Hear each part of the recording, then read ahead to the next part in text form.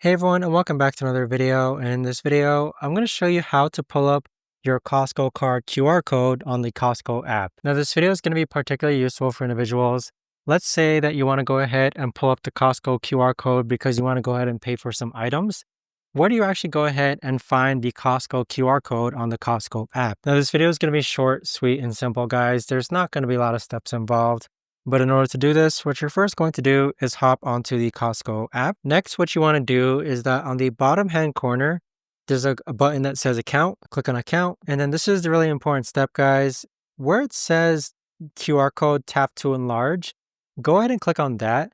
And then this is going to be your QR code that Costco can scan so that they know that you're a verified member. So that right there, guys, is the best and easiest way that I know of to actually go ahead and find your QR code from the Costco app. If you guys know of a better or easier way to actually do this, let me know in the comments down below.